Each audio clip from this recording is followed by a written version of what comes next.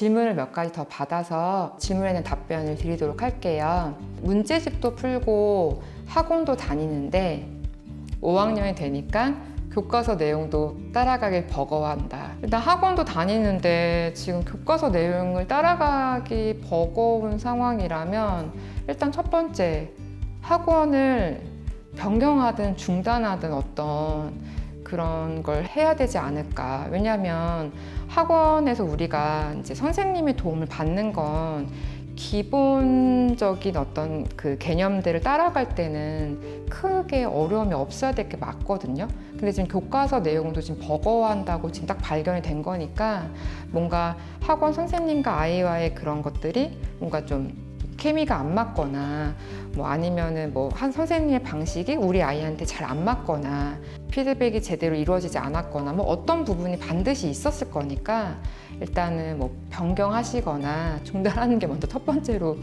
필요할 것 같아요. 일단 다른 학원을 먼저 이제 알아보시고 그 전에 집에서 보완을 해주셔야 될 것 같은데 5학년의 교과서 내용이 어렵다면 이전 학년에서도 분명히 구멍이 있었을 거라는 생각이 들어요. 그럼 뭐 대표적으로 분수 같은 거를 집에서 엄마랑 다시 한번 좀 잡아서 공부를 한다든지 학원에서 어떤 것들을 이전 학년 때 소화했는지를 보시고 이제 메꿔지지 않은 학년을 찾아서 그 부분에 해당하는 복습들을 진행을 하시면 좋을 것 같아요. 뭐 그게 응용까지 했는데 심화가 전혀 안 돼 있다라든지 응용을 하긴 했지만 성취도가 안 좋았는데 그냥 지나가 버렸다든지 뭐 그런 것들을 찾아내시긴 해야 되죠. 그래서 다른 학원을 테스트도 보시면서 좀 지금 일단 양쪽의 어떤 도움을 엄마표도 필요하고 적절하게 학원의 도움도 필요한 상황인 것 같고요. 사고력 문제를 풀다가 어려워하면 답 보면 설명해 줘야 할지 시간이 어느 정도 지난 후에 다시 풀게 할지 이제 어려워하는 경우 사고력 문제는 답을 보고 설명해 주기보다는 아이들한테 사고력 문제를 통해서 과제 집착력을 길러주시면 좀 좋을 것 같아요. 보통 교과 심화에서 그러긴 사실 쉽지가 않거든요. 근데 이제 사고력 문제는 경우에 따라서는 뭐 상당히 어려운 것도 있지만 예를 들어 뭐 규칙이다 이런 것들은 자기가 규칙을 이제 이것저것 대입을 해보는 게 필요하니까 그런 것들은 바로 답을 알려주기보다 오늘 생각나지 않는다고 해서 내일 못 푸는 거 절대 아니거든요. 그래서 이제 그 문제를 따로 이렇게 사진 찍어서 붙여놓든 자꾸 보게 해서 다시 한번 며칠에 걸쳐서 생각을 해보게 일단 그렇게 유도를 먼저 하시는 게 좋은 것 같아요. 어려운 문제를 누군가의 도움에 의해서 쉽게 해결하는 경험을 자꾸 갖게 되면은 아이들이 실제 그 문제 푸는 힘이 약해지거든요. 그리고 그런 문제들 며칠에 걸쳐서 또 이렇게 해결을 하게 되면은 굉장한 또 성취감을 얻는데 도움이 되기 때문에 좀 그렇게 해보시면 좋을 것 같아요.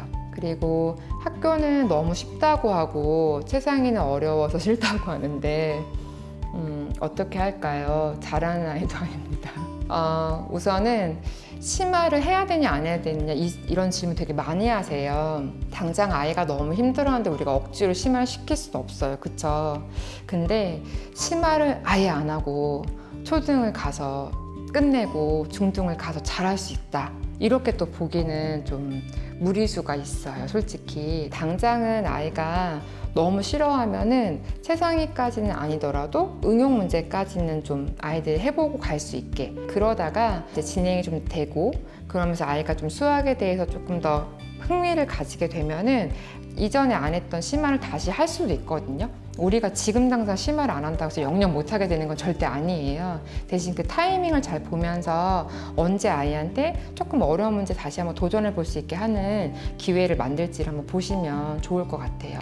그리고 4학년인데 수포자라고 하면서 너무 어려워하면 문제집을 꾸준히 풀게 할까요? 쉬게 할까요? 일단 1, 2학년 친구라면 제가 좀 쉬게 하자고 할 수도 있을 것 같아요. 근데 4학년은 쉬게 하기에는 어려워요. 왜냐하면 배우는 내용들이 난이도가 점점점 올라가는데 학습의 공백을 가지면 아이들이 그 맛을 보면 다시 또 안 하고 싶어 해요. 오히려 더 힘들어요. 그래서 적당한 최소의 학습량을 일단 유지하면서 학습량을 일부 잠깐 줄이실 수는 있는 거죠. 근데 아예 안 해버리는 거는 안 되는 거예요. 어려워한다고 했으니까 지금 4학년 내용 자체가 어려운 거잖아요. 그럼 4학년에 해당하는 거는 진짜 기본적인 연산만 하면서 좀 유지만 하거나 이전 학년에 돌아가서 이전 학년에서 구멍이 난 부분을 다시 차근차근 할 수 있게, 그래서 그 부분에 해당하는 것을 적당한 학습량으로 발생할 수 있게, 그래서 아이한테 무조건 그래도 이거 해야 되니까 이거 5장 해, 이건 안 되겠죠. 그러니까 아이한테 우리 요거 하면 지금 요거 4학년 어려웠던 거 좀 잘 이해하는 데 도움이 될 것 같아. 너 얼만큼 풀 수 있겠니? 일주일에 우리 몇 장 하면 좋을까? 이렇게 조율을 해서 아이의 의견을 수렴하시는 게 필요해요. 아이가 이제 4학년, 5학년 이렇게 친구들은 어느 정도 자기 주관이 이제 점점 뚜렷하고 그분이 오시는 이제 때가 된 거잖아요. 그래서 너무 이제 엄마의 의견을 강력하게 주장하시기보다는 적절하게 아이 걸 수렴하면서 엄마 것도 아이가 수렴할 수 있게 조율을 해가시는 게 필요할 것 같아요. 방학에는 무엇을 하면 좋을지. 여름방학이 굉장히 짧아요. 보통은 진짜 여름휴가 갔다 오면 한 3주 정도밖에 안 되는 시간이 되는 것 같거든요. 저는 이제 이 시기에 뭔가 어떤 학기에 해당하는 진도를 나가기보다는 부족한 부분을 채우는데 이제 시간을 할애하시면 좋을 것 같아요.